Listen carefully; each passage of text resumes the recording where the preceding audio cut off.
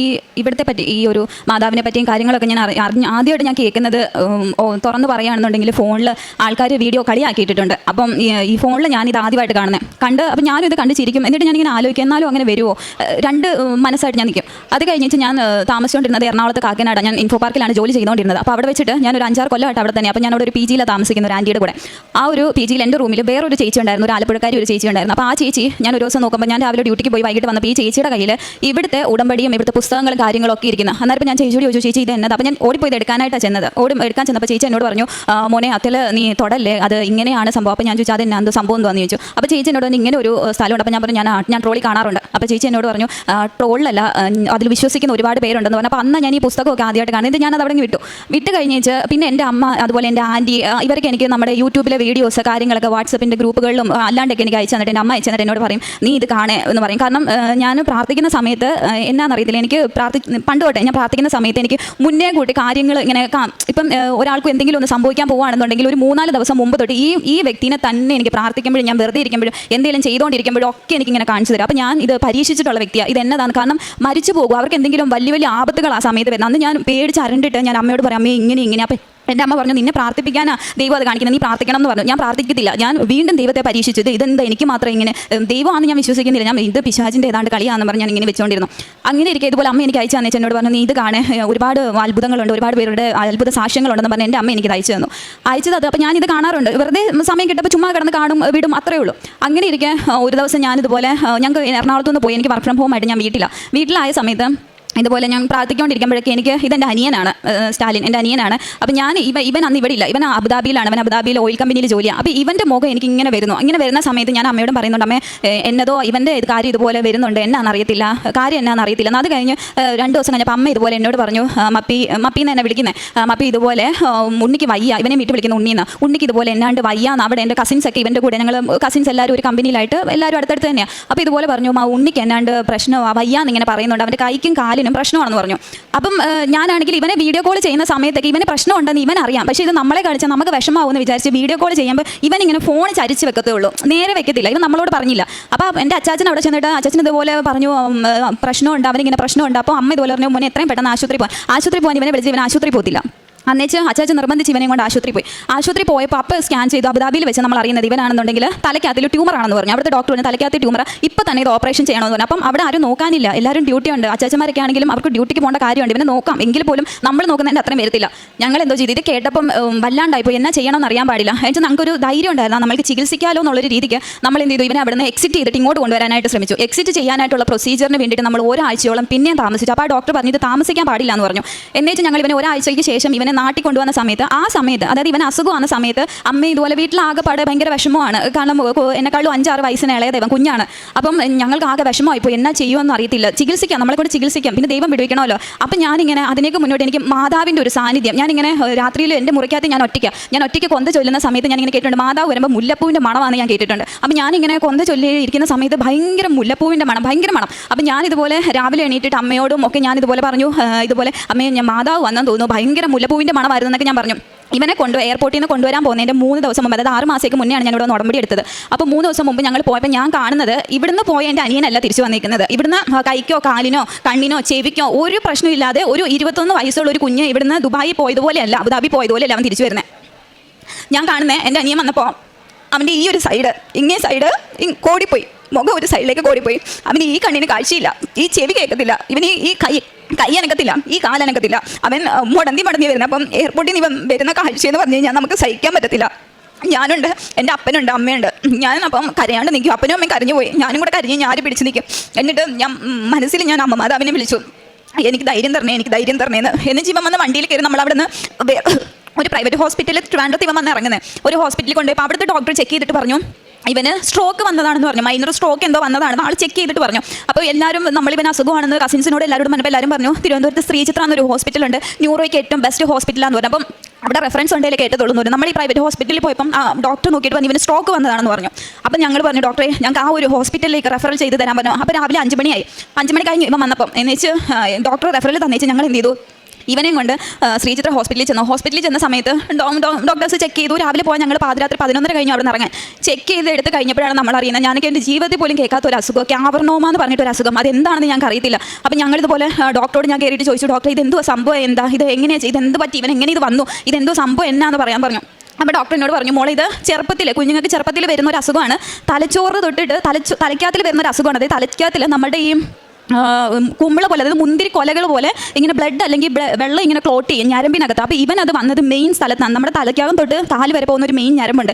ആ മെയിൻ ഞരമ്പിൻ്റെ സൈഡിൽ തലച്ചോറിനകത്താണ് ഇവൻ ഇത് വന്നേക്കുന്നത്. അപ്പം ഈ രോഗമുള്ള കുട്ടിക്ക് ഒരു 22 വയസ്സൊക്കെ ആകും, 21-22 വയസ്സാകുമ്പോൾ ഇതിൻ്റെ സിംറ്റംസ് പുറത്ത് കാണിക്കത്തുള്ളൂ. അപ്പോൾ ഇവൻ ആ പ്രായമായപ്പോൾ ഇവൻ്റെ സിംറ്റംസ് പുറത്ത് വന്നത്. എന്ന് വെച്ചാൽ ഞാനാണെന്നുണ്ടെങ്കിൽ ഡോക്ടർ ഇത് എന്താ ചെയ്യും. അപ്പം ഇത് ഈ അസുഖം വരുന്നതെന്ന് പറഞ്ഞാൽ 1000-1-2 പേർക്കേ വരത്തുള്ളൂ ഈ അസുഖം. അപ്പം ഡോക്ടർ എന്നോട് പറഞ്ഞു, മോളെ ഒരു 6 ആഴ്ചത്തേക്ക് നമുക്ക് ടാബ്ലറ്റ് കഴിച്ചിട്ട് നോക്കാം, എന്നിട്ട് കുറവില്ലെങ്കിൽ നമുക്ക് ഓപ്പറേഷൻ ചെയ്യാമെന്ന് പറഞ്ഞു.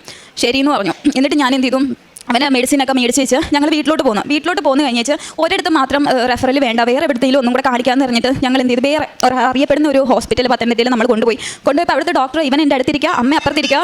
എൻ്റെ അമ്മയാണെങ്കിൽ ഹാർട്ട് പേഷ്യൻ്റ്, അപ്പോൾ ആൾക്ക് ഒരുപാട് വിഷമമൊന്നും പറ്റത്തില്ല. അമ്മ അപ്പുറത്തിരിക്കുക, അപ്പനാണെന്നുണ്ടെങ്കിൽ വെളിയിൽ നിൽക്കുക, ആൾക്ക് ഇതൊന്നും കേൾക്കാൻ വയ്യാത്തതുകൊണ്ട് ആൾ വെളിയിൽ നിൽക്കുക വിഷമിച്ച്. ഡോക്ടർ എൻ്റെ മുഖത്ത് നോക്കിയിട്ട് ഇവൻ ഇരിക്കുക, എന്നോട് പറയാം, ഞങ്ങൾ ഓപ്പറേഷൻ ചെയ്യുന്നതിന് കുഴപ്പമൊന്നുമില്ല, പക്ഷേ ഈ വ്യക്തി ഇനി എണീക്കത്തില്ല, ഒന്നെങ്കിൽ കോമയിലായിപ്പോൾ, അല്ലെങ്കിൽ ശരീരം മൊത്തം തളർന്നു പോകും, അല്ലെങ്കിൽ 1% പോലും ഞങ്ങൾക്ക് ചാൻസ് ഇല്ല ഇവൻ രക്ഷപ്പെടുമെന്ന്, ഒരു ചാൻസും ഇല്ല എന്ന് പറഞ്ഞാൽ ഇത് ഫാക്റ്റ് ആയിട്ടുള്ള കാര്യം ഡോക്ടർ നമ്മളോട് വെട്ടി തുറന്ന് പറഞ്ഞു എന്നുള്ളതാണ് സത്യം. എന്ന് വെച്ചാൽ എനിക്ക് ഇവനും കേട്ടുപോയി, ഇവനും വല്ലാണ്ടായിപ്പോയി, അമ്മയായിപ്പോൾ കൊണ്ടുപോയല്ലോ എന്നായിപ്പോയി. എന്ന് വെച്ചാൽ ഞാൻ പറഞ്ഞു ഇനി എങ്ങും കൊണ്ടുപോകണ്ട, കാരണം ന്യൂറോയിൽ ഏറ്റവും വലിയ ഹോസ്പിറ്റൽ അതെന്ന് വിചാരിച്ച് ഞങ്ങൾ 6 ആഴ്ച ഇവന് മരുന്ന് കൊടുത്തേച്ച് ഞാൻ ആ സമയത്ത് ഉടമ്പടി പ്രാർത്ഥന ചൊല്ലുന്നുണ്ട്, കാര്യങ്ങളൊക്കെ ചെയ്യുന്നുണ്ട്, എല്ലാം ചെയ്യുന്നുണ്ട്. പക്ഷേ ഡേ ബൈ ഡേ ഇവൻ നടക്കുന്നതും ഇവന് ശ്രദ്ധയില്ല, ഇവന് ഓർമ്മയില്ല, ഒന്നുമില്ല. അപ്പോൾ ഡേ ബൈ ഡേ ഇവൻ്റെ കണ്ടീഷൻ വേസ്റ്റ് ആയിക്കൊണ്ടിരിക്കുക. അപ്പോൾ ഞാനിങ്ങനെ ആലോചിക്കും, എൻ്റെ മാതാവേ, ഇനി എൻ്റെ ഭാഗത്തുള്ള എന്തെങ്കിലും തെറ്റുകൊണ്ടാണോ, ഞാൻ ഇനി ഇതെടുക്കാൻ യോഗ്യമില്ലാത്തതുകൊണ്ടാണോ എൻ്റെ അനിയൻ ഇങ്ങനെ ഒരു സ്റ്റേജിലേക്ക് കൊണ്ടുവന്നത്. അപ്പം ഞാനിങ്ങനെ ഉള്ളിൽ പ്രാർത്ഥിക്കുന്നുണ്ട്, ഞാൻ എന്തെങ്കിലും തെറ്റ് അറിഞ്ഞോ അറിയാതെ ഒക്കെ ചെയ്തു പോയിട്ടുണ്ടെങ്കിൽ എന്നോട് ക്ഷമിക്കണമെന്ന് പറഞ്ഞ് പ്രാർത്ഥിക്കുന്നുണ്ട്. എന്നിട്ടൊന്നും ഇവന് ശരിയാകുന്നില്ല. അന്ന് വെച്ചാൽ ഒരു ദിവസം ഇവൻ ഞങ്ങളുടെ വീടിൻ്റെ സ്റ്റെപ്പേന്ന് ഉരുണ്ടടിച്ച് താഴെ പോയി. ഇവനോട് ഡോക്ടർ പറഞ്ഞിട്ടുണ്ട് ഞങ്ങൾ ആരും ഇല്ലാണ്ട് പോകരുതെന്ന് പറഞ്ഞിട്ടുണ്ട്, എങ്ങോട്ടും പോകരുതെന്ന്. ഞാൻ ഉറക്കത്തിൽ നിന്ന് എണീറ്റ് ഇവൻ്റെ റൂമിൽ ചെന്ന്, അപ്പം ഞാൻ നോക്കിയപ്പോൾ ഇവൻ കിടന്നുറങ്ങുക. എന്നുവെച്ചാൽ ഞാൻ അപ്പുറത്തെ റൂമിലോട്ട് പോയ വഴിക്ക് ഇവൻ എങ്ങനെ എണീറ്റ് പോയി എന്ന് ദൈവം തമ്പുരാനെ അറിയുള്ളൂ. ഇവൻ എണീറ്റ് സൈഡിൽ പോയി ആ സ്റ്റെപ്പിൻ്റെ മുകളിൽ നിന്ന് എനിക്കൊന്നൊരു 10-12 സ്റ്റെപ്പ് ഉണ്ട്, അതിൻ്റെ മുകളിൽ നിന്ന് ഇവൻ ഉരുണ്ടടിച്ച് താഴെ പോയി. ഇവൻ്റെ തലയുടെ ബാക്ക് സൈഡ് ഇത്രയും ഭാഗം പൊട്ടി, അവൻ്റെ ആ ക്യാവർനോമ ഇരിക്കുന്ന സ്ഥലം തന്നെ പൊട്ടി. എന്നിട്ട് ഞങ്ങൾ ഇവനെ എടുത്ത് അടുത്തുള്ള ഒരു ക്ലിനിക്കിൽ കൊണ്ടുപോയി കഴിഞ്ഞപ്പോൾ ഡോക്ടർ ഇതുപോലെ വന്നപ്പോൾ ഡോക്ടർ പറഞ്ഞു, സ്റ്റിച്ച് ഇട്ട് തരാം, നിങ്ങൾ എത്രയും പെട്ടെന്ന് ഈ കുട്ടീനെ നിങ്ങൾ കാണിക്കുന്ന അവിടെ എത്തിച്ചോളാൻ പറഞ്ഞു.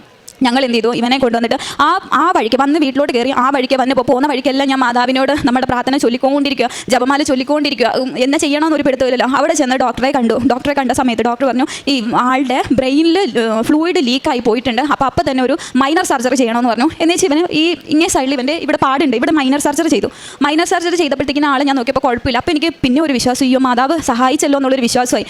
അത് കഴിഞ്ഞ് 2ാമത്തെ ദിവസമായപ്പോൾ ഇവൻ വീണ്ടും ഇവൻ്റെ കണ്ടീഷൻ വേസ്റ്റ് ആവാനായിട്ട് തുടങ്ങി. വേസ്റ്റായിട്ട് ഞാൻ മുമ്പേ പറഞ്ഞതുപോലെ പ്രാർത്ഥിക്കുമ്പോൾ എനിക്കിങ്ങനെ കാണാൻ പറ്റുന്നുണ്ട്. അപ്പം ഞാനിങ്ങനെ പ്രാർത്ഥിക്കുമ്പോഴൊക്കെ ഞാൻ ഈ കാണുന്നത്, ഞാനത് വർക്കിംഗ് ആണ്, വർക്ക് ഫ്രം ഹോം ആണ്, ഡ്യൂട്ടിയിലാണ്. അപ്പനും അമ്മയോട് ഞങ്ങൾ തിരുവനന്തപുരത്ത് ഒരു വീടെടുത്ത് ഞങ്ങൾ താമസം തുടങ്ങി. ഇവന് അത്രയും ദിവസം എടുക്കുന്ന ഡോക്ടേഴ്സ് പറഞ്ഞപ്പോൾ ഞാനിങ്ങനെ കാണുന്നത് ഇവനാണെന്നുണ്ടെങ്കിൽ ഇങ്ങനെ കട്ടിൽ, എന്നിട്ട് ഒരുപാട് ഇവൻ്റെ പ്രായത്തിലുള്ള മക്കൾ ഇങ്ങനെ മരിക്കുക, ആക്സിഡൻറ്റിൽ മരിക്കുക, എവിടെ തിരിഞ്ഞാലും ഇങ്ങനെ മരിച്ച് കിടക്കുന്നത് പോലത്തെ ഒരു ഇതാണ് കാണുന്നത്. അന്നേരം എനിക്ക് ഉള്ളിൽ ഭയമായി, കർത്താവേ ഞാൻ അറിയാണ്ട് നിന്നെ പരീക്ഷിച്ച് പോയിട്ടുണ്ട്, ഇക്കാര്യത്തിൽ എന്നെ പരീക്ഷിക്കല്ലേ എന്ന് ഞാൻ ഉള്ളിൽ പ്രാർത്ഥിച്ചിട്ട് ഒക്കെ ഫോൺ എടുത്താലും ആൾക്കാർ വിളിക്കുന്നതും പറയുന്നതും ഒക്കെ ഈ മക്കൾ മരിച്ചു, ആക്സിഡൻറ്റിൽ മരിച്ചു, ഇതിൽ മരിച്ചു. എന്നിട്ട് എൻ്റെ അപ്പൻ്റെ അനിയൻ്റെ ഭാര്യയുണ്ട്, ആൻറ്റി ഇവിടെ ഇരിപ്പുണ്ട്. അപ്പോൾ ആൻറ്റി ഇതുപോലെ ആൻറ്റി എന്നോട് പറയാം, ആൻറ്റിയുടെ മോളുണ്ട്, ചെറിയ കൊച്ച, ഇവരൊക്കെ രാവിലെ തൊട്ട് തന്നെത്താൻ ഇങ്ങനെ കണ്ണിക്കൂടെ വെള്ളം പോയിക്കൊണ്ടിരിക്കുക. ആൻറ്റി എന്നോട് പറയും ഭയങ്കര വിഷമം എന്നതിനാണെന്ന് അറിയത്തില്ല, ഭയങ്കര വിഷമം, എന്നിട്ട് കരഞ്ഞുകൊണ്ടിരിക്കുക. അപ്പോൾ എനിക്ക് മനസ്സിലായി, കർത്താവ് എന്നാണ്ട് ഒരു ആപത്ത് വരുന്നുണ്ട്, എൻ്റെ മാതാവ് ഞാൻ എന്നാ ചെയ്യണമെന്ന് എനിക്ക് അറിയത്തില്ല എന്ന് പറഞ്ഞു. എന്നിട്ട് ഇവന് കൈയും അനങ്ങത്തില്ല, കാലും അനങ്ങത്തില്ല. അപ്പോൾ ഇവന് ഭക്ഷണം വാരി കൊടുക്കാൻ നമ്മൾ വേണം കയറി ചെല്ലാനായിട്ട്.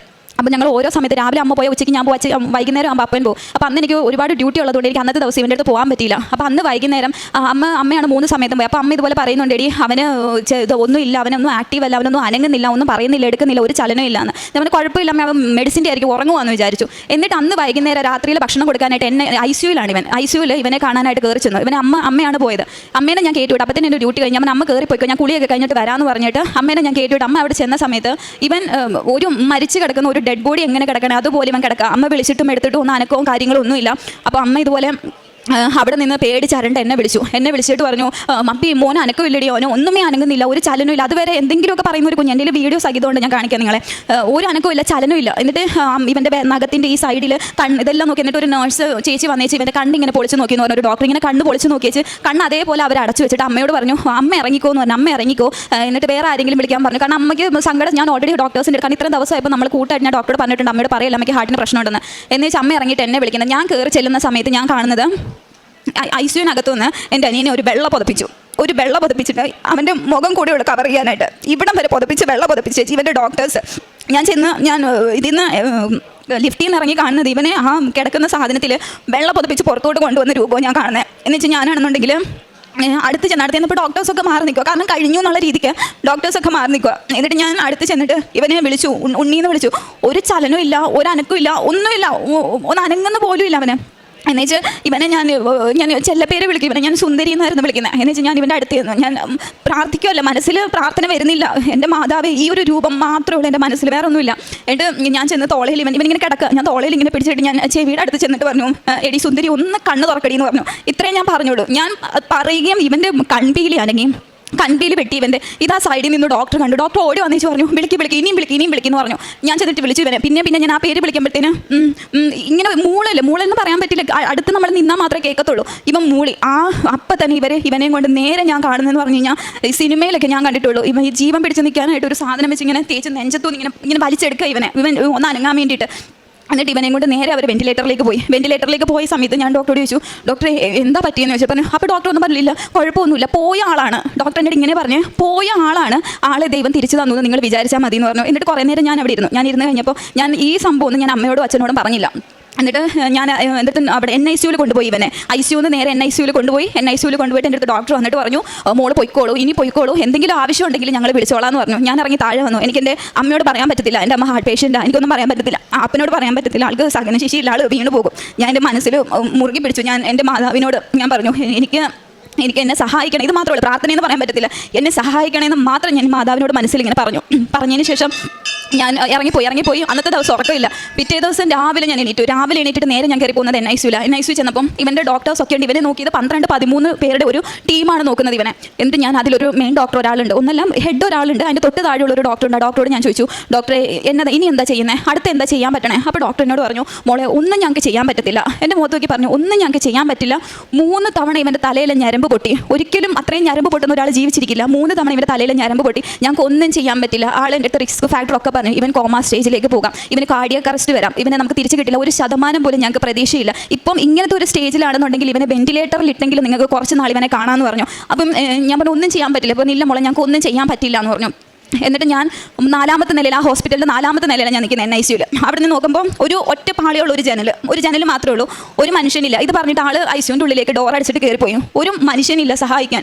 പൈസ തന്നിട്ടല്ല, ആശുപത്രിയിൽ വേറെ ആരും വന്നാൽ അവർ കേട്ടത്തില്ല. അതുകൊണ്ട് നമ്മുടെ ബന്ധക്കാരോടൊക്കെ പറഞ്ഞു, ആരും വരണ്ട, വന്നിട്ട് കാര്യമില്ല എന്ന് പറഞ്ഞു. ഒരാളോട് എനിക്ക് പറയാൻ പറ്റില്ല, കാരണം ഇവൻ ചെറുതായതുകൊണ്ട് എല്ലാവർക്കും ഇവരെ ഭയങ്കര ഇഷ്ടം. അപ്പോൾ ഒരാളോട് പറഞ്ഞു എല്ലാവരും അറിയും, ആകെ പ്രശ്നമാകും, അമ്മയുടെ ചെവിയിലെത്തും, എനിക്ക് എന്നാ ചെയ്യണമെന്ന് അറിയത്തില്ല. ഞാൻ ആ ജനലിൻ്റെ അവിടെ നിന്ന് ഞാനിങ്ങനെ മുകളിലോട്ട് നോക്കി. എന്നിട്ട് ഞാൻ നെഞ്ചത്ത് കൈ വെച്ചിട്ട് ഞാൻ ഇതുപോലെ പറഞ്ഞു. അപ്പോഴും ഞാൻ ഇതേ പറഞ്ഞുള്ളൂ, മാതാവേ എന്നെ ഒന്ന് സഹായിക്കണേ, ഇത്ര ഞാൻ പറഞ്ഞു, എന്നെ ഒന്ന് സഹായിക്കണേ എന്ന് പറഞ്ഞു. എന്നിട്ട് ഞാനിതുപോലെ പറഞ്ഞു, നിങ്ങളുടെ ഹിതം എന്താണോ അവനെ എനിക്ക് തരാനാണെങ്കിൽ എനിക്ക് തിരിച്ചതായോ. എൻ്റെ അനിയനായിട്ടല്ല ഞാൻ ചോദിക്കുന്നത്, എൻ്റെ സഹോദരനായിട്ടല്ല ഞാൻ ചോദിക്കുന്നത്, എൻ്റെ അല്ല, നിങ്ങളുടെയാണ്, നിങ്ങളുടെ മകനാണ്. നിങ്ങൾക്ക് വേണമെന്നുണ്ടെങ്കിൽ കൊണ്ടുപോയിക്കോ, ഇല്ലാന്നുണ്ടെങ്കിൽ എനിക്ക് അവനെ തിരിച്ചതായോ എന്ന് പറഞ്ഞു. ഇതിക്കുള്ള അവനെ ഇനി വേദനിപ്പിക്കല്ലേ എന്ന് പറഞ്ഞു. എന്നിട്ട് ഈ ഡോക്ടർ ഇല്ലാന്നിട്ട് ഞാൻ ഈ വിഷമിച്ച് ലിഫ്റ്റിൽ ഇറങ്ങി താഴോട്ട് പോവാം. താഴെ ചെന്ന് ഈ ഡോറ് തുറക്കുന്നത് മെയിൻ ഡോക്ടറിൻ്റെ മുന്നിലോട്ടാണ്. അപ്പം ഞാൻ ആ ഡോക്ടർ എനിക്ക് 1 മിനിറ്റ് ഒന്ന് സംസാരിക്കണം. അപ്പോൾ ആൾ ധൃതിക്ക് പോവുക, വേറെ ഏതോ ഓപ്പറേഷൻ്റെ കാര്യത്തിന്. ആൾ എന്നോട് പറഞ്ഞു, മോൾ എൻ്റെ കൂടെ ലിഫ്റ്റ് കയറിക്കോളാൻ പറഞ്ഞു. ഞാൻ ലിഫ്റ്റ് കയറിയിട്ട് ഞാൻ ആ ലിഫ്റ്റിൽ വെച്ചിട്ട് ഞാൻ ഡോക്ടറോട് പറഞ്ഞു. അന്ന് എനിക്ക് കരച്ചിൽ വന്നില്ല, എനിക്ക് സങ്കടം വന്നില്ല, എനിക്ക് എവിടെ നിന്ന് ഇത്രയും ധൈര്യം വന്നു എനിക്ക് ഇപ്പോഴും അറിയത്തില്ല. ഞാൻ ആ ഡോക്ടറോട് പറഞ്ഞു, ഡോക്ടറെ എൻ്റെ അനിയനാണിത്, ആൾ എൻ്റെ അനിയനാണ്, അപ്പം അടുത്ത് എന്താ? അപ്പോൾ ഡോക്ടർ എൻ്റെ അടുത്ത് മുഖത്ത് നോക്കി പറഞ്ഞില്ല, ഇനി ചെയ്യാൻ പറ്റില്ല എന്ന്. ഡോക്ടേഴ്സാണ്, അപ്പോൾ അവർ ഇതുപോലത്തെ ഒരുപാട് കേസ് കണ്ട് അവർക്ക് മരച്ചിരിക്കുന്നവർ, അവർ ഇല്ല ചെയ്യാൻ പറ്റില്ല എന്ന് പറഞ്ഞു. ഞാൻ പറഞ്ഞു ചെയ്യണം എന്ന് പറഞ്ഞു. അപ്പോൾ പറഞ്ഞു, ഇല്ലടോ ഞങ്ങൾക്ക് അങ്ങനെ ചെയ്യാൻ പറ്റില്ല, കാരണം ഇത്രയും റിസ്ക് ഉള്ള ഒരു കാര്യം ഞങ്ങൾ ചെയ്തിട്ട് നാളെ എന്തെങ്കിലും സംഭവിച്ചു പോയാലും നിങ്ങൾ ഞങ്ങളെ കുറ്റപ്പെടുത്തുമെന്ന് പറഞ്ഞാൽ അവൻ ഒരിക്കലും ഇല്ല. എൻ്റെ അനിയൻ്റെ കണ്ടീഷൻ എന്താണെന്നുള്ളത് എനിക്ക് വ്യക്തമായിട്ട് അറിയാം, ഒരിക്കലും ഞങ്ങൾ കുറ്റപ്പെടുത്തില്ല എന്ന് പറഞ്ഞു. അപ്പോൾ ഡോക്ടർ അന്ന് എന്നെ കണ്ടപ്പോൾ ഇതിലും ചെറുതാ, അന്ന് എൻ്റെ അടുത്ത് പറഞ്ഞു, അത് മോളെ പോലെ ഒരു കുഞ്ഞുകുട്ടി വന്ന് പറഞ്ഞു കഴിഞ്ഞാൽ ഞങ്ങൾക്ക് ചെയ്യാൻ പറ്റത്തില്ല, വലിയ ആൾക്കാരെ വിളിക്കാൻ പറഞ്ഞു. അപ്പോൾ ഞാൻ പറഞ്ഞു, ഡോക്ടറെ എനിക്ക് ഇത്ര വയസ്സുണ്ട്, ഞാനൊരു ടീച്ചറാണ്, ഇവൻ്റെ കാര്യങ്ങളൊക്കെ ടേക്ക് കെയർ ചെയ്യുന്നത് ഞാനാണ് പറയണം ചെയ്യണം എന്ന് പറഞ്ഞു. അപ്പോഴും ആൾ എൻ്റെ അടുത്ത് പറഞ്ഞു, ഞാനൊന്ന് ആലോചിക്കട്ടെ, ഒട്ടും ചാൻസ് ഇല്ല എന്ന് പറഞ്ഞാൽ ആൾ കയറിപ്പോയി. അപ്പോഴും എൻ്റെ പ്രതീക്ഷ എൻ്റെ കയ്യിൽ നിന്ന് പോയി. ഞാൻ മനസ്സിൽ എൻ്റെ ഓടിക്കൊണ്ടിരിക്കുന്നത് ഒരേ ഒരു വചനം, ഭയപ്പെടേണ്ട, ഞാൻ കൂടെയുണ്ട്. എന്നെ ഇത്രയും നിലനിർത്തിയൊരു വചനം അത് ഇത് പോകുന്നുണ്ട്. അതിൻ്റെ കൂടെ അത് ഞാൻ പറയല്ലേ, എൻ്റെ മനസ്സിൽ കൂടെ ഓടുക. എന്നിട്ട് ഞാൻ ഇതുപോലെ പ്രാർത്ഥിച്ചു, മാതാവേ എനിക്ക് വേണ്ടിയിട്ട് ഒന്ന് സഹായിക്കണം, എനിക്ക് മധ്യസ്ഥം നിൽക്കണം എന്നുള്ള രീതിക്ക് ഞാൻ പ്രാർത്ഥിച്ചുകൊണ്ടിരുന്നു. എന്നിട്ട് താഴെ എത്തി. പ്രതീക്ഷ കൈവിട്ട് പോവുക. റോഡിൻ്റെ അപ്പുറത്ത് എൻ്റെ അപ്പനും അമ്മയും വണ്ടിയിൽ, ഞങ്ങളുടെ കാറിൻ്റെ ഫ്രണ്ടിൽ എന്താണെന്ന് ഉള്ളത് നോക്കാനായിട്ട് നിൽക്കുക. എനിക്ക് അവരോട് ചെന്നിട്ട് പറയാനായിട്ട് പറ്റത്തില്ല, ഇങ്ങനത്തെ കണ്ടീഷനാണ്, അവർ കൈ ഒഴിഞ്ഞു എന്ന് പറയാൻ പറ്റത്തില്ല. ഞാൻ കണ്ണടച്ച് ഇങ്ങനെ പോവാം ഫ്രണ്ടിലോട്ട്. ഞാൻ ആ റോഡ് ക്ലോസ് ചെയ്ത് അപ്പുറത്തും പോണേക്ക് മുന്നേ നമ്മുടെ മൊബൈൽ നമ്പറും പേരും അവിടെ കൊടുക്കും. ആ ഡോക്ടർ എൻ്റെ മൊബൈലിലേക്ക് വിളിച്ചിട്ട് പറഞ്ഞു, ബിൻസി എത്രയും പെട്ടെന്ന് NICUലേക്ക് വരാൻ പറഞ്ഞു. ആ വന്ന ഞാൻ അതേ സ്പീഡ് തിരിച്ച് കയറിപ്പോയപ്പോൾ ഡോക്ടർ എൻ്റെ അടുത്ത് ഇങ്ങനെ പറഞ്ഞു, ഞങ്ങൾ ചെയ്യുന്നതിന് പ്രശ്നമില്ല, ഞങ്ങൾ ചെയ്യാം, പക്ഷേ ഇതിൻ്റെ റിസ്ക് ഫാക്ടർ ഇങ്ങനെയൊക്കെയാണ്, ഞങ്ങൾക്ക് 1% പോലും ചാൻസ് ഇല്ല, ഈ ഒരു വ്യക്തിനെ ഞങ്ങൾക്ക് തിരിച്ചു തരാൻ പറ്റുന്ന 1% പോലും ചാൻസ് ഇല്ല. ഞാൻ പറഞ്ഞു ഒരു കുഴപ്പമില്ല, അവൻ അനുഭവിക്കാവുന്നതിൻ്റെ അങ്ങേ അറ്റം അവൻ അനുഭവിച്ചു, അപ്പോൾ ഇനിയിപ്പോൾ എന്തായാലും കുഴപ്പമില്ല ഡോക്ടറെ എന്ന് പറഞ്ഞു. അപ്പോൾ ഡോക്ടറിൻ്റെ അടുത്ത് എന്നാൽ അച്ഛനെ അമ്മയും വിളിച്ചോളാൻ, അതായത് ഇവനെ അവസാനമായിട്ടെങ്കിലും കാണാൻ വേണ്ടിയിട്ട് അച്ഛനെ അമ്മേനെയും വിളിച്ചോളാൻ പറഞ്ഞു. ഞാൻ പറഞ്ഞു ഒരാളെയും വിളിക്കേണ്ട എന്ന് പറഞ്ഞു. ഒരാളെയും വിളിക്കേണ്ട, അപ്പനെയും വിളിക്കേണ്ട, അമ്മേനെയും വിളിക്കേണ്ട, ആരെയും വിളിക്കേണ്ട. കാരണം എങ്ങനെ എനിക്ക് ശക്തി കിട്ടിയെന്ന് അറിയത്തില്ല. ഉള്ളിൽ എന്തോ ഒരു ആരോ ഇരുന്ന് പറയുന്നത് പോലെ, പേടിക്കേണ്ട, അവൻ തിരിച്ചു വരും എന്നുള്ള ഒരു ഇത്. ഞാനപ്പം ഡോക്ടറോട് പറഞ്ഞു, ഡോക്ടർ ഇവനെ ജീവനോടെയാണ് എൻ്റെ അപ്പനും അമ്മയും കണ്ടിട്ട് താഴെ നിൽക്കുന്നത്, അവരുടെ മനസ്സിൽ ആ ഒരു രൂപം മതി എന്ന് പറഞ്ഞു. എന്നിട്ട് ഡോക്ടറിൻ്റെ അടുത്ത് പിന്നെയും എടുത്ത് ചോദിച്ചു, ഒന്നുകൂടി ചിന്തിച്ചൂടെ എന്ന് ചോദിച്ചു. കാരണം ചിലപ്പോൾ ഡോക്ടറിന് എന്നോട് ദേഷ്യം വന്ന് തോന്നിയിട്ടുണ്ടാവാം ഞാൻ അങ്ങനത്തെ ഒരു തീരുമാനം എടുത്തതിന്. ഞാൻ പറഞ്ഞു വേണ്ട, ഒരാളെയും വിളിക്കേണ്ട എന്ന് പറഞ്ഞു. അപ്പോൾ ഡോക്ടർ എന്നെ സൈൻ ചെയ്ത് തരണം, കുറേ പേപ്പേഴ്സ് കൊണ്ടുവന്ന് ആ പേപ്പേഴ്സിലെല്ലാം സൈൻ ചെയ്ത് കൊടുത്തു. എൻ്റെ ഡോക്ടർ എന്നോട് ചോദിച്ചു, അനിയനെ ഒന്ന് കാണുന്നു എന്ന് ചോദിച്ചു. അത് അവസാനത്തെ കാഴ്ച പോലെയാണ് എൻ്റെ അടുത്ത് ചോദിക്കുന്നത്. ഞാൻ കയറി NICUവിൽ അവരുടെ ഡ്രസ്സും കാര്യങ്ങളൊക്കെ ഇട്ട് ഞാൻ കയറ്റി കഴിഞ്ഞപ്പോൾ ഞാൻ അവരോട് ചോദിച്ചു, ഞാൻ ഇവനെ ഒന്ന് തൊട്ടോട്ടെ എന്ന് ചോദിച്ചു. കാരണം ഇവനെ ഓപ്പറേഷനായിട്ട് റെഡിയാക്കി അവർ കിടത്തിയേക്കാം. അപ്പോൾ ഞാനൊന്ന് തൊട്ടോട്ടെ എന്ന് ചോദിച്ചു. അവരെന്നാ തൊട്ടോളാൻ പറഞ്ഞു. ഞാൻ ഇവൻ്റെ കയ്യിൽ മാതാവിൻ്റെ രൂപമുള്ള നമ്മുടെ ലോക്കറ്റ് കൊടുത്തു. ഞാൻ കൊടുത്ത വഴിക്ക് ഇവൻ ഒറ്റ എറിഞ്ഞപ്പോൾ ഞാനത് പോയി ഓടിയെടുത്തിട്ട് ഞാൻ എൻ്റെ മനസ്സിൽ പറഞ്ഞു, മാതാവേ അവൻ എന്തുവാ ചെയ്യുന്നതെന്ന് അവൻ അറിയത്തില്ല, അവൻ ഒരു ബോധമില്ല, അവനോട് ക്ഷമിക്കണമെന്ന് പറഞ്ഞു. ആ പറഞ്ഞ വ്യക്തി അതുവരെ ഒരു അനക്കമോ ചലനമോ ഒന്നും ഇല്ലാതിരുന്ന ആൾ ആ ലോക്കറ്റ് എന്നോട് ചോദിച്ചു, അത് തരാൻ പറഞ്ഞു. എന്നോട് പറഞ്ഞു അതിങ്ങി താന്ന് പറഞ്ഞു. എന്നിട്ട് ഞാൻ ഇവൻ്റെ കയ്യിൽ കൊടുത്തു. അപ്പോൾ അടുത്ത് നിന്ന് നേഴ്സ് എന്നോട് പറഞ്ഞു, ആളുടെ പെങ്ങൾ വന്നാലേ സംസാരിക്കാൻ പറ്റുള്ളൂ എന്ന് ചോദിച്ചു. എന്നിട്ട് ഞാൻ ഇവൻ്റെ ചെവിയിൽ ഞാൻ പറഞ്ഞു, അപ്പം നമ്മളെ അവിടെ ഇരുത്തത്തില്ല, അപ്പോൾ ഇവൻ കിടക്കണേൻ്റെ നേരെ ഫ്രണ്ടിലാണ് NICUവിൻ്റെ ഡോർ. ഞാൻ ഇവനോട് പൂർണ്ണ വിശ്വാസത്തിൽ, ഞാൻ എൻ്റെ മാതാവിനെയും ഈശോനെയും പൂർണ്ണ വിശ്വാസത്തിൽ ഞാൻ ഇങ്ങനെ പറഞ്ഞു, മോൻ പോയിട്ട് തിരിച്ച് വാ, ചേച്ചി ആ ഡോറിൻ്റെ പുറകിലുണ്ടാവും എന്ന് പറഞ്ഞു. ആ ഡോറിൻ്റെ അപ്പുറത്ത് ചേച്ചി ഇരിക്കാം, മോൻ ഇപ്പോൾ പോയിട്ട് അതുപോലെ മോൻ തിരിച്ച് വരണം എന്ന് പറഞ്ഞു. അപ്പോൾ ഇവൻ എന്നോട് ഇത്രേ പറഞ്ഞല്ലോ, വരാം എന്നുള്ള അർത്ഥത്തിൽ എന്ന് പറഞ്ഞു. പക്ഷെ അവിടെ നമ്മൾ ഇരുത്തത്തില്ല. ഞാൻ ഇറങ്ങി താഴെ ചെന്നു. അപ്പോൾ ഇവനെ ഓപ്പറേഷന് കയറ്റി. ഞാൻ ഇറങ്ങി താഴെ ചെന്ന സമയത്ത് എൻ്റെ അപ്പനും അമ്മയും എൻ്റെ കുടുംബക്കാരും മൊത്തം ആശുപത്രിയിലുണ്ട്. എങ്ങനെ അവരവിടെ എത്തിയെന്ന് അറിയില്ല. എല്ലാവരും പറഞ്ഞ തലേദിവസം എന്തോ അവർക്കൊക്കെ ഇങ്ങനെ ഒരു വിഷമം പോലെ ഇതായി. അപ്പോൾ ഒരാളും പറയാണ്ട് ഒരു കല്യാണത്തിനുള്ള ആൾ ആശുപത്രിയിലുണ്ട്, ഞങ്ങളുടെ ബന്ധക്കാരെല്ലാവരും കൂടി. എന്നിട്ട് ഞാൻ താഴെ വന്നു. ഒരാളോട് ഞാൻ പറഞ്ഞില്ല, എനിക്ക് പറയാൻ പറ്റില്ല. എങ്ങാണ് അമ്മയുടെ ചെവിയിലോ ആരെങ്കിലും ചെവിയിൽ എത്തിക്കഴിഞ്ഞ് ഞാൻ ആകെ ബഹളവും. പിന്നെ അമ്മേനെയും കൊണ്ട് ആശുപത്രിയിൽ പോകണം. ഒരാളോട് ഞാൻ പറഞ്ഞില്ല. എന്തെങ്കിലും കൊന്തയുണ്ട്. ഞാൻ ജപമാല ചൊല്ലിക്കൊണ്ടേയിരുന്നു. ജപമാല ചൊല്ലിയിരുന്നു ഞാൻ. എന്നാലിപ്പോൾ ഞാൻ എൻ്റെ മനസ്സിൽ കാണുന്ന രൂപം. അപ്പോൾ എൻ്റെ അമ്മ 1-2 തവണ എൻ്റെ മുഖം കണ്ടപ്പോൾ ചോദിച്ചു, എന്തുവാ അവൻ എന്താ പ്രശ്നം? അപ്പോൾ ഞാൻ പറഞ്ഞില്ല, അവൻ്റെ ബ്ലഡ് ചെറിയ ഇതായിട്ടുണ്ട്, അപ്പോൾ അത് മാറ്റാനുള്ള ഓപ്പറേഷനാണെന്ന് പറഞ്ഞു. എന്നിട്ട് ഞാൻ ഇവനെ താഴെ വന്നിട്ട് ഞാനിങ്ങനെ പ്രാർത്ഥിച്ചുകൊണ്ടിരുന്നപ്പോൾ ഞാൻ എൻ്റെ മനസ്സിൽ കാണുന്ന രൂപം, മാതാവ് റൈറ്റ് സൈഡിൽ, ഇവൻ്റെ ഓപ്പറേഷൻ താഴെ നടന്നുകൊണ്ടിരിക്കുക, മാതാവ് റൈറ്റ് സൈഡിലും ലെഫ്റ്റ് സൈഡിൽ ഈശോയോ. അപ്പോൾ എന്നെ നോക്കി ഇങ്ങനെ ചിരിക്കുമോ ഇവർ. ഈ രൂപമാണ് ഞാൻ കാണുന്നത്. അപ്പം ഒരു സൈഡിൽ എനിക്ക് മനസ്സിലാവുന്നില്ല ഇത് എന്തുവാന്ന്. അപ്പം ഞാനൊരു ദൈവമേ, ഇവനെ കൊണ്ടുപോകാനായിട്ട് വന്നതാണോ, ഇവനെ കൊണ്ടുപോകാൻ വന്നതാണോ, അപ്പുറത്തെ സൈഡിൽ ഞാൻ ഇവനെ എനിക്ക് തിരിച്ചു തരാനാണോ, എന്നതാണ് എനിക്ക് മനസ്സിലാവുന്നില്ലല്ലോ എന്ന് പറഞ്ഞു.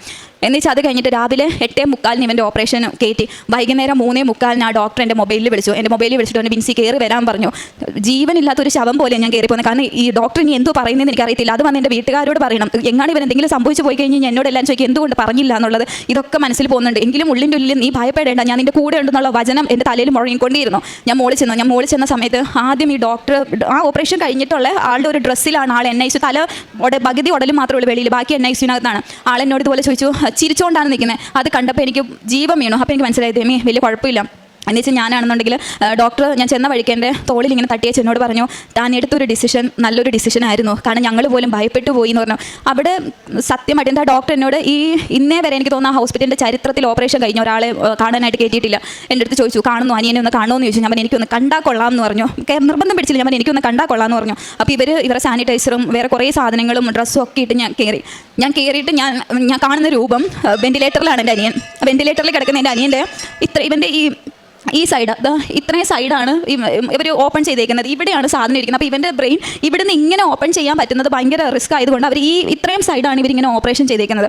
ഞാൻ ചെന്ന സമയത്ത് കാണുന്നത് ഇവൻ്റെ തലയുടെ ഇത്രയും ഭാഗം പൊളിച്ച് വെച്ചേക്കുക. ഒരു മനുഷ്യനത് കണ്ടു കഴിഞ്ഞാൽ ഉറപ്പായിട്ടും ബോധം കെട്ടി വീഴും. ഇത്രയും ഭാഗം ഇങ്ങനെ പൊളിച്ച് തുറന്ന് വെച്ചിട്ട് ഇവൻ്റെ തലച്ചോറ് മാറ്റി വെച്ചിട്ട് ഇതിനകത്തുനിന്ന് ഒരു ഓസ് പോലൊരു സാധനം, അതിങ്ങനെ താഴെ ഒരു ജാറ് പോലൊരു സാധനം, അതിങ്ങനെ പമ്പ് ചെയ്തുകൊണ്ടിരിക്കുക. പമ്പ് ചെയ്യുന്ന സമയത്ത് ബ്ലഡ് കൊടുകൂടാ ഇതിനകത്തുനിന്ന് ഒഴുകുക. ബ്ലഡ് ഈ ഓപ്പൺ ചെയ്ത് വെച്ചേക്കുന്ന സ്ഥലത്തുനിന്ന്. അപ്പോൾ ഞാൻ ചോദിച്ചു ഡോക്ടർ ഇത് എന്താ പറഞ്ഞാൽ പ്രഷർ തലയിൽ പോകാണ്ടിരിക്കാനായിട്ടുള്ളതാണെന്ന് പറഞ്ഞു. എന്നിട്ട് ഞാനിത് കണ്ട് ഞാൻ അപ്പം താഴെ വന്നിട്ടാണ് ഞാൻ എൻ്റെ അമ്മയോടും എല്ലാവരോടും ഞാൻ പറയുന്നു ഇതുപോലെ അവൻ്റെ ഫുള്ള് മെയിൻ ഓപ്പറേഷൻ കഴിഞ്ഞു, ഇതുവരെ പ്രശ്നമൊന്നും ഇല്ല എന്ന് പറഞ്ഞു, സമാധാനിച്ചു. എനിക്ക് ഇപ്പോഴും അറിയത്തില്ല, എൻ്റെ മാതാവിൻ്റെ കൂടെ ഇരുന്ന് എനിക്ക് ഭയങ്കര ഒരു ശക്തിയാണ് എനിക്ക് തന്നത്, ഒരിക്കലും ഇല്ലാത്തൊരു ധൈര്യവും ശക്തി എനിക്ക് തന്നു.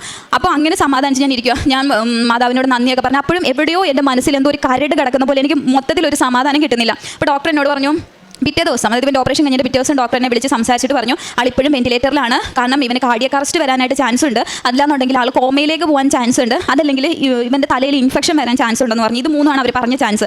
അപ്പം നമ്മളിങ്ങനെ പ്രാർത്ഥിച്ചുകൊണ്ടേ ഇരിക്കുക, ദൈവമേ വേറൊന്നും വരല്ലേ എന്നുള്ളത്. മൂന്നാമത്തെ ദിവസം ആയപ്പോഴത്തേക്കിന് ഇവൻ കംപ്ലീറ്റ് ആയിട്ട് ഇവൻ്റെ മൈൻഡ് ഫുള്ള് പോയി. അപ്പോൾ ചെക്ക് ചെയ്താൽ പറയുന്നത് ഈ ഓപ്പറേഷൻ ചെയ്ത സൈഡ് ഇൻഫെക്ഷനായിട്ട് മെനിഞ്ചറ്റിസ് എന്ന് പറയുന്ന ഒരു അസുഖമായിട്ട് അത് മാറി ഇവന്. അപ്പോൾ നമ്മുടെ പ്രതീക്ഷ പിന്നെ ഇതായി. എന്നിട്ട് എൻ്റെ ഉള്ളിൽ അമ്മയും അച്ഛനും ഒക്കെ ആകെ ഇതായി. ഞാൻ പറഞ്ഞു ദൈവം കൊണ്ടുപോകാനായിരുന്നെങ്കിൽ ഞാൻ മുന്നമേ പറഞ്ഞു ദൈവമേ നിങ്ങൾക്ക് വേണമെന്നുണ്ടെങ്കിൽ അവനെ കൊണ്ടുപോയിക്കോ, എനിക്ക് ഒരു പ്രശ്നമില്ല, കൊണ്ടുപോയിക്കോ, പക്ഷേ അവനെ എനിക്ക് തിരിച്ചു തരണേ തന്നിട്ട് ദൈവമായിട്ട് എനിക്ക് തിരിച്ചു തന്നത് അവൻ ഉറപ്പായിട്ട് തിരിച്ചു വരുമെന്ന് പറഞ്ഞു. അതുപോലെ കറക്റ്റ് ഒരാഴ്ച അവന് കിടന്നു, അതിൻ്റെ ചികിത്സയും കാര്യങ്ങളൊക്കെ ആയി. ഒരാഴ്ച കഴിഞ്ഞപ്പോൾ വിട്ടു. ഇപ്പോൾ അവൻ ഏകദേശം ഫെബ്രുവരിയിലായിരുന്നു അവൻ്റെ ഓപ്പറേഷൻ, ഫെബ്രുവരി ആദ്യ ആഴ്ചയിലാണ് ഓപ്പറേഷൻ. അത് കഴിഞ്ഞിട്ട് അവൻ്റെ ഈ കാഴ്ച പോയ കണ്ണിൻ്റെ കാഴ്ച എൻ്റെ മാതാവ് എനിക്ക് അവന് തിരിച്ചു കൊടുത്തു. കേൾക്കാത്ത അവൻ്റെ ചെവിയുടെ കേൾവി അവന് തിരിച്ചു കൊടുത്തു. അനങ്ങാത്ത അവൻ്റെ കൈ ഒന്ന് പൊക്കി കാണിച്ച്, ഈ കൈ അവൻ അനങ്ങത്തില്ലായിരുന്നു, ഈ കൈ മാതാവൻ തിരിച്ചു കൊടുത്തു. ഇതുപോലെ നിൽക്കില്ല. ഞാനും എൻ്റെ അപ്പനും കൂടെ വെയിറ്റ് ഉണ്ട് ആൾക്ക്, ഞാനും എൻ്റെ അപ്പനും കൂടിയാണ്. അപ്പം ഇവനെ കാലിങ്ങനെ പിണഞ്ഞു പോയി രണ്ടായിട്ട്.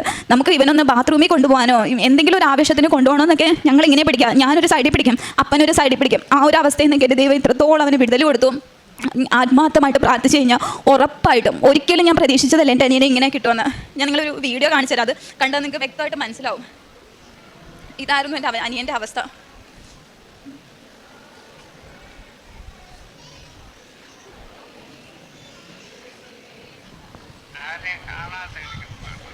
ഒരു ബോധമില്ല ആൾക്ക്, ഒരു ബോധമില്ലാണ്ട് ആൾ സംസാരിക്കുന്നതാണ്. എന്തെങ്കിലും അവനൊന്ന് മിണ്ടി കിട്ടാനായിട്ട് ഞാൻ സംസാരിക്കുന്ന അവനോട്. ഇതായിരുന്നു ഇവൻ്റെ അവസ്ഥ. ഈ അവസ്ഥയിൽ നിന്നാണ് എൻ്റെ മാതാവ് എനിക്ക് ഇവനെ ഇത്രത്തോളം തിരിച്ചു തന്നത്. അതിൻ്റെ ഏറ്റവും വലിയ എന്ന് പറഞ്ഞാൽ എൻ്റെ ജീവിതത്തിൽ എനിക്ക് ഒരിക്കലും മറക്കാൻ പറ്റാത്ത ഇവൻ്റെ അനുഭവം ഞാൻ ഒരുപാട് പേരോട് പറഞ്ഞു. ഒരുപാട് പേര് ഞാൻ ബസ്സിൽ പോയാലും ഞാൻ പറയും, ഞാൻ അന്ന് ആശുപത്രി ഇരുന്നവരോട് പറഞ്ഞു, എൻ്റെ ചേച്ചി, എൻ്റെ കസിൻസ്, എവിടെ പറയാനും എനിക്ക് ഒരു നാളും എനിക്ക് തോന്നാറില്ല. കാരണം അറിയണം, ആൾക്കാരറിയണം ഇങ്ങനെ അത്ഭുതങ്ങൾ നടക്കുന്നുണ്ടെന്ന് മനുഷ്യരറിയണം. പിന്നെ അതുപോലെ എൻ്റെ രണ്ടാമത്തെ അനുഭവം എന്ന് പറഞ്ഞു കഴിഞ്ഞാൽ എൻ്റെ കല്യാണം, ഇവൻ്റെ അസുഖത്തിൻ്റെ സമയത്താണ് എൻ്റെ കല്യാണം നിശ്ചയിച്ചിരുന്നത്. അപ്പം എനിക്കന്ന് മനസ്സിൽ കല്യാണം ഇല്ല, എനിക്ക് ഇവനെ എങ്ങനെയെങ്കിലും ഒന്ന് ഉള്ളതൊക്കെ വിറ്റ് പെറുക്കിയിട്ടാണെങ്കിലും എനിക്ക്, കാരണം ആ സമയത്ത് പൈസയ്ക്ക് പേപ്പറിൻ്റെ വിലയായിപ്പോയി. നമ്മുടെ കയ്യിൽ ഇവനെ ചികിത്സിക്കാനുള്ള പൈസ ദൈവം സഹായിച്ചിട്ടുണ്ട്, പക്ഷേ ഡോക്ടേഴ്സ് ചെയ്യത്തില്ല എന്ന് പറഞ്ഞു കഴിഞ്ഞാൽ എല്ലാ മെയിൻ ഹോസ്പിറ്റലുകളിൽ ഞാൻ വിളിച്ച് ചോദിച്ച സമയത്ത് അവരൊക്കെ പറയുന്നത് അവിടുന്ന് നിങ്ങൾ എങ്ങോട്ട് കൊണ്ടുപോയിട്ടും കാര്യമില്ല, പേപ്പറിൻ്റെ വാല്യൂ ആയിപ്പോൾ. ഞാൻ എൻ്റെ അമ്മ എന്നോട് ചോദിച്ചു കല്യാണത്തിന്, ഞാൻ പറഞ്ഞു കല്യാണമൊക്കെ അവിടെ നിൽക്കട്ടെ, ഒക്കെ വിറ്റ് പുറക്കിയിട്ടാണെങ്കിലും ഇവനെ ചികിത്സിക്കാന്നുണ്ട്. ഞാൻ മാത്രമല്ല, എൻ്റെ കുടുംബക്കാർ മുഴുവൻ പേര് ഞങ്ങളുടെ കൂടെ നിന്നു. ആ സമയത്ത് എല്ലാവരും ഞങ്ങളുടെ കൂടെ നിന്നു. എന്നുവെച്ച് എൻ്റെ കല്യാണത്തിൻ്റെ ആവശ്യം വന്ന സമയത്ത് ഞാനിതുപോലെ എൻ്റെ ഇതിനകത്ത് ആവശ്യങ്ങൾ ഞാൻ എഴുതി വെച്ചിട്ടുണ്ടായിരുന്നു. ഞാൻ ഇങ്ങനെയാണ് എഴുതി വെച്ചത്, എനിക്ക് അനുയോജ്യപ്പെട്ടതാണെങ്കിൽ എൻ്റെ മാതാവേ മധ്യസ്ഥൻ നിന്ന് ഇത് എനിക്ക് നടത്തി തരണമെന്നാണ് ഞാൻ എഴുതിയത്. അല്ലാതെ എനിക്ക് തരണം എന്ന് ഞാൻ ഒന്നും എഴുതിയിട്ടില്ല. എന്നുവെച്ച് ആ കല്യാണത്തിൻ്റെ സമയത്ത് ഏറ്റവും ഭംഗിയായിട്ട്, എൻ്റെ കല്യാണത്തിൻ്റെ അന്ന് പോലും എനിക്ക് ഏറ്റവും പ്രശ്നം വന്നത്, എൻ്റെ കല്യാണം ചാലക്കുടിയിലായിരുന്നു. ഞങ്ങൾ 2 ദിവസം മുമ്പേ എറണാകുളത്ത് വന്ന് സ്റ്റേ ചെയ്ത് 3:30ക്കാണ് എൻ്റെ കല്യാണം വെച്ചിരുന്നത്. 3:30ക്ക് കല്യാണം വെച്ചിട്ട് ഞങ്ങളൊരു വണ്ടിക്ക് ഏർപ്പാടാക്കി. ആ ഒരു പയ്യനാണ് വന്നത്. ആ പയ്യനോട് ഞാൻ ചോദിച്ചു നിനക്ക് വഴി അറിയാമോ? പറഞ്ഞാൽ എനിക്ക് വഴി അറിയാമെന്ന് പറഞ്ഞു. എനിക്ക് ആക്ച്വലി വഴി അറിയില്ല. അപ്പോൾ എൻ്റെ ഹസ്ബൻഡ് എനിക്ക് ലൊക്കേഷൻ മൊബൈലിൽ ഇട്ട് തന്നു. അത് മര്യാദയ്ക്ക് നോക്കാൻ എനിക്കറിയത്തില്ല. എന്നിട്ട് ഞാൻ ഇത് ഇവൻ്റെ കൊട്ടിട്ട് ഞാൻ ഇവനോട് പറഞ്ഞു, എടാ ഇത് നോക്കി നീ പോകാൻ പറഞ്ഞു. അപ്പോൾ ഈ പയ്യൻ പറഞ്ഞു അത് വേണ്ട ചേച്ചി, എൻ്റെ കയ്യിലുണ്ടെന്ന് പറഞ്ഞു. 3:30ക്ക് നടക്കേണ്ട കല്യാണം എൻ്റെ തന്ന് നടന്നത് 5 മണി കഴിഞ്ഞപ്പോഴാണ്. അത്രയ്ക്ക്. എന്നിട്ട് പോകുന്ന വഴിക്ക് വണ്ടി കംപ്ലൈൻ്റ് ആയിട്ട് അവൻ ഞങ്ങൾ റോഡിൽ ഇറക്കി വിട്ടിട്ട് പോയി. കല്യാണ വസ്ത്രവും ബൊക്കയും ഒക്കെ ആയിട്ട് ഞാനും എൻ്റെ അമ്മയും അനിയനും എൻ്റെ ഒരു അനിയത്തിയുണ്ട്, ഞങ്ങളെല്ലാം കൂടെ മെയിൻ റോഡിൽ ഇറങ്ങി നിൽക്കുക. എന്ത് ചെയ്യണം എന്നറിയില്ല. ഞാൻ മനസ്സിൽ പ്രാർത്ഥിച്ചു. എല്ലാവരും കരച്ചില്ല. എൻ്റെ ഉള്ളിൽ എനിക്ക് വിശ്വാസമുണ്ട്, എൻ്റെ അനിയനെ എനിക്ക് തന്നൊരു മാതാവുണ്ട്, എനിക്ക് മധ്യസ്ഥൻ നിന്ന്. ഞാൻ പ്രാർത്ഥിച്ച അതുപോലെ എനിക്ക് അനുയോജ്യപ്പെട്ടതാണെങ്കിൽ മാത്രമേ എനിക്കിത് നടത്താവുള്ളൂ എന്ന്. അപ്പോഴും എൻ്റെ ഉള്ളിൽ എനിക്ക് മുറുകിയ വിശ്വാസം ഉണ്ടായിരുന്നു. എനിക്ക് ഉറപ്പായിരുന്നു ഇത് എനിക്കുള്ളതാണെങ്കിൽ ഇന്ന് എൻ്റെ കല്യാണം നടക്കും. അതിനെൻ്റെ മാതാവ് എനിക്ക് വേണ്ടി എന്ത് വേണമെങ്കിലും ചെയ്യാമെന്നുള്ളൊരു വിശ്വാസം. ഞാൻ റോഡിൽ ഇറങ്ങി ബൊക്കയായിട്ട് നിൽക്കുക. വരുന്നവരും പോകുന്നവരും മൊത്തം ഞങ്ങളെ നോക്കുകയാണ്. കല്യാണപ്പെണ്ണ് ഇറങ്ങി മെയിൻ റോഡിൽ നിൽക്കുന്നത്. എവിടെ നിന്നാണെന്ന് അറിയത്തില്ല. ആ ചേട്ടൻ ഏതാണെന്നോ ആ ചേട്ടൻ എവിടെ ഉള്ളതാണെന്നോ എങ്ങനെയാണെന്നോ ഒന്നും അറിയില്ല. ഒരു ടാക്സിയുടെ രൂപത്തിൽ എൻ്റെ മാതാവ്, എൻ്റെ ഈശോ എനിക്ക് പോകാനുള്ള വണ്ടി അവിടെ അയച്ചു തന്നു. ആ ചേട്ടൻ ഞങ്ങൾ വന്നിറങ്ങി ഒരു 2 മിനിറ്റ് ആകുന്നതിന് മുമ്പ് ആ ചേട്ടൻ, ഒരു ടാക്സി ചേട്ടൻ ആരാന്നറിയില്ല, കൊണ്ട് ഫ്രണ്ടിൽ നിർത്തി എന്താ പ്രശ്നം. അപ്പോൾ എൻ്റെ അനിയത്തി പറഞ്ഞു ചേട്ടാ എൻ്റെ ചേച്ചിയുടെ കല്യാണമാണ്, സമയം കഴിഞ്ഞു എന്ന് പറഞ്ഞു, നിങ്ങൾ കയറാൻ പറഞ്ഞു. അപ്പോഴത്തേക്കും എൻ്റെ ഹസ്ബൻഡിൻ്റെ അളിയൻ പകുതി വഴിക്ക് വന്നു, അവിടെ കൊണ്ടിറക്കി. ഞങ്ങൾ കൊടുത്ത പൈസ പോലും ആൾ വാങ്ങുന്നില്ല. ആൾ എവിടെ നിന്ന് വന്നു, എതുവഴി പോയി, എങ്ങനെ പോയി എന്ന് എനിക്കറിയില്ല. ഒരു നല്ലൊരു മനുഷ്യൻ, നല്ലൊരു ചേട്ടൻ, അതും മാതാവായിട്ട് കൊണ്ട് എത്തിച്ചതാണെന്ന് ഞാൻ വിശ്വസിക്കുന്നു. അതുപോലെ എൻ്റെ അടുത്ത ഞാൻ എഴുതി വെച്ചിരുന്നതെന്ന് പറഞ്ഞു കഴിഞ്ഞാൽ എൻ്റെ അപ്പൻ എല്ലാ ദിവസവും പള്ളിയിൽ പോത്തില്ലായിരുന്നു. എല്ലാ ദിവസവും വെച്ചാൽ ഞായറാഴ്ചകളിൽ എൻ്റെ പപ്പ അധികം പള്ളിയിൽ പോത്തില്ല. അപ്പോൾ എനിക്ക് ഭയങ്കര വിഷമമായിരുന്നു. ദൈവം നമുക്ക് വേണ്ടി ഇത്രയൊക്കെ ചെയ്തിട്ട് ഒരു ദിവസം ഇത്ര നേരം ദൈവത്തിന് കൊടുക്കാനായിട്ട് നമുക്ക് പറ്റത്തില്ല എന്നുള്ളതായിരുന്നു. ഞാൻ എന്നിട്ട് ഉടമ്പടിക്കകത്ത് വെച്ച് പ്രാർത്ഥിച്ചു എൻ്റെ പപ്പ എല്ലാ ഞായറാഴ്ചയും പള്ളിയിൽ പോകുന്നതിന്. ഇപ്പോൾ ഞങ്ങളെക്കാളും മുന്നേ രാവിലെ ഉറക്കം എണീറ്റ് ആൾ റെഡിയായി വണ്ടിയും കൊണ്ട് നിൽക്കും. പോകണ്ടേ ആൾക്ക് കുർബാനയ്ക്ക് മുമ്പ് ആൾക്ക് പള്ളിയിലെത്തണം. അതുപോലെ ചെറുതും വലുതുമായിട്ടുള്ള ഒരുപാട് അനുഭവങ്ങൾ പറഞ്ഞു കഴിഞ്ഞാൽ തീരത്തില്ല. അതുപോലെ കഴിഞ്ഞ ആഴ്ചയിലായിരുന്നു ഇവനെ ചെക്കപ്പിന് കൊണ്ടുപോയത്. നമ്മൾ ഓപ്പറേഷൻ കഴിഞ്ഞിട്ടുള്ള ചെക്കപ്പ് ആയിരുന്നു. കഴിഞ്ഞ ആഴ്ചയിൽ തിരുവനന്തപുരത്ത് ശ്രീചിത്രയെ കൊണ്ടുപോയി ചെക്കപ്പിൽ MRI എടുത്ത സമയത്ത് യാതൊരു പ്രശ്നങ്ങളും ഇവനില്ലാന്ന് ആ ഒരു MRIയിൽ നമ്മൾ കണ്ടു. അതുപോലെ ഇവൻ ജോലി ചെയ്തുകൊണ്ടിരുന്ന സ്ഥലത്ത് ഇവന് വയ്യാണ്ടായി നമ്മൾ എക്സിറ്റ് അടിച്ച് കൊണ്ടുപോയത്. അപ്പോൾ അതുപോലെ ഒരു കമ്പനിയിൽ നമുക്ക് ജോലി പിന്നെയും കിട്ടാന്ന് പറഞ്ഞാൽ ഭയങ്കര ബുദ്ധിമുട്ടാണ്. അവൻ്റെ കമ്പനിയിൽ നിന്ന് അവനെ വിളിച്ചിട്ട് പറഞ്ഞു അവൻ്റെ കൈ ശരിയായി കഴിയുമ്പോഴത്തേക്കും അവന് തിരിച്ച് കയറി വന്നു കഴിഞ്ഞാൽ അതിലും ബെറ്റർ ആയിട്ടുള്ളൊരു ജോലി വരെ അവന് കൊടുത്തു. ഇത്രയും എനിക്ക് വേണ്ടി ചെയ്തു തന്നെ ഇതിൻ്റെ അനിയനാ ഇവനെ എനിക്ക് തിരിച്ചു തന്ന മാതാവിന് ഈശോയ്ക്ക് 1000